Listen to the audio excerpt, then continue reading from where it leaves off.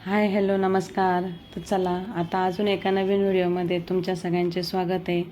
तुमच्या सगळ्यांची जवळची मैत्रीण प्रिया आईचे हिच्याकडून. तर आज व्हिडिओचा विषय काय असेल ते तर तुम्हाला आपलं वरती टायटल बघून समजलंच असेल. तर व्हिडिओचा विषय असा आहे की आई.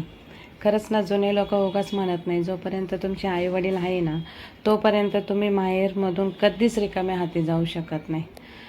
तुम्ही तुमच्या आईवडिलांना भेटायला जाताना तुम्ही भले खाली हात जाल, पण तिकडून येताना तुमच्या हातातली पिशवी ही कशाने ना कशाने भरलेलीच राहील.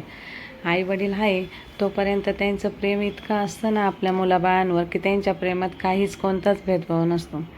आणि कधीच तुम्ही माहेरावरून रिकाम्या हाताने जाऊ नाही शकत. आणि असाच अनुभव काल मी पण घेतला.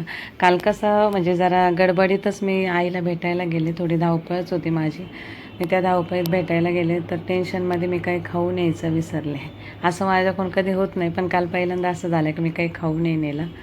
थोडं घाई गडबडीतच म्हणजे भेटायला गेले ना, तर मग पण मी तिथून निघाले ना तर घाईघाई आईनं तिच्या पदराच्या कोपऱ्याला बांधलेले पैसे माझ्या हातात ठेवले आणि मला म्हणे, तू घरी जाताना पोरींसाठी काहीतरी खाऊ घेऊन जा. मी तिला म्हटले, अगं नको, मी खाऊ आणायचं विसरले, या पैशाचं तूच खाऊ आण, मला नको देऊ. ती बोलती, नाही नाही, तू नाही आणलं तरी काही नाही, आमच्याकडे सगळे, आम्हाला काही नाही लागत. अगं म्हटले, पण मलाही नाही पाहिजे. ती म्हणे, नाही नाही, असं नाही, पोरींसाठी, माझ्या नातवंडांसाठी काहीतरी खाऊ घेऊन जा.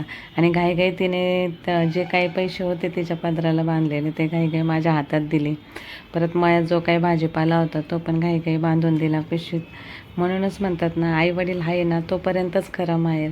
आणि जोपर्यंत आईवडील आहे ना तोपर्यंत तुम्ही माहेरी जाऊन घ्या, आनंद घ्या. तुमच्याकडून त्यांना कसलीच अपेक्षा नाही आहे, पण फक्त तुम्ही आले ना, आनंदाने त्यांना भेटायला आले ना, त्यातच त्यांना सगळं काही भेटलं. म्हणूनच जोपर्यंत आई आहे तोपर्यंत ते माहेर आपल्याला आपलं वाटतं. ज्या दिवशी आई वडील तिथं नसतात आणि आई नाही राहत त्या दिवशी ते माहेरही आपल्याला आपलं परकं वाटतं. जिथं आपलं अख्खं बालपण गेलं आहे ना ते घरसुद्धा परकं वाटायला लागतं. तर चला, व्हिडिओचा हाच विषय होता.